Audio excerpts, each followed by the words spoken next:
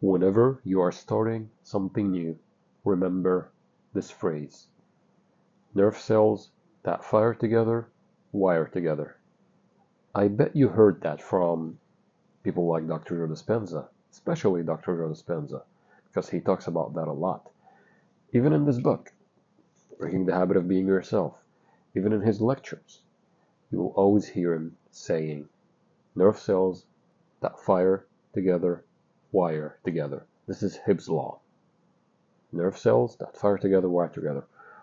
What does that even mean? It means that when you do things over and over again, whether rehearsed or physically, you are firing and wiring new brain connection, new synaptic connections in your brain. And what does that do? It forms new impressions on your subconscious mind. When you first learned about driving, you were thinking about driving.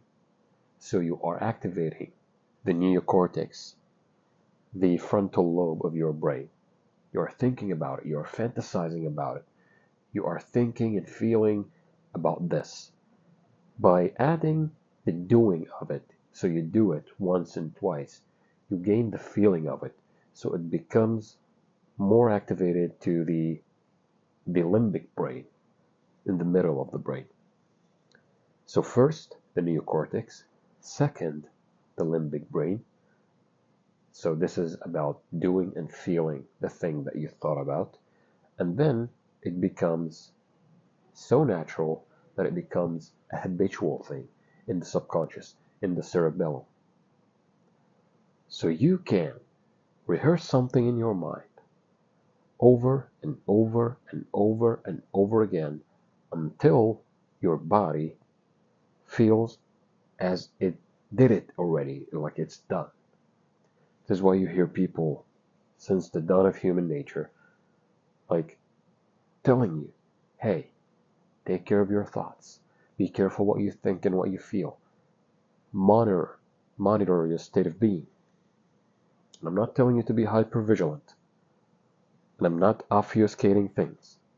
All I'm telling you is, you can pick one goal and look from the goal as if it is already done, and contemplate about what you would feel, what would you see, what would you hear, what would you touch, what would you smell if you were already in that position.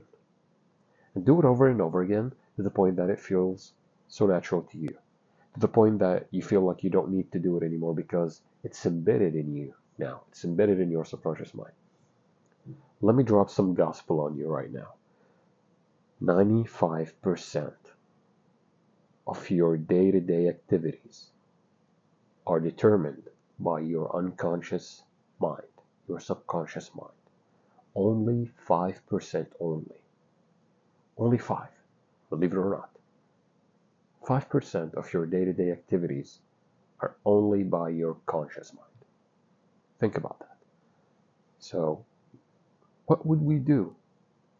We would take a thought, so we have a clear intention, and then we experience that thought in a state of being that is relaxed, like the alpha state of being, or theta, when you are in that brainwave state. In theta, you are between awakeness and sleepfulness, or dizziness, or like conscious and unconscious. This is what I'm trying to say. You are not asleep and you are not awake. You are in between. And you hold your attention at that, and hold that thought and that feeling, and rehearse it in your mind, whether hearing people telling you that you are already the man or the woman that you are aspiring to be, or you hear yourself. You can even imagine that the little you is telling you, hey, we did it. To the mind, it does not differentiate, because consciousness is everything. So what you are seeing here when you close your eyes, this is real. This is why you think about someone and sometimes you bump into it in the supermarket, or you think of somebody and he calls you, or you think about a certain movie and all of a sudden it's on the TV. happens a lot. Maybe it happens immediately or after a day or two, and you would be like, it would have happened anyway. No, you created that because you've put your awareness on that thing, so it happened. Let me tell you something about the brain. The brain is composed of the right brain and the left brain. The right brain is holistic. It deals with the holistic aspect of you. Some ancient traditions called it the intellect of the heart. They know that there is a heart-brain coherence. And then there is the left brain. The right brain is holistic, the left brain is analytical. What do I mean by analytical? It doesn't do anything except analyzing, separating, all of that. To the right brain, everything is components to one unity. This is why when we see the Sufis, they rotate counterclockwise, because the counterclockwise in this aspect, if we are going into more esoteric things, the counterclockwise connects you to the spirit realm more than the clockwise. The clockwise is rejuvenating to the body.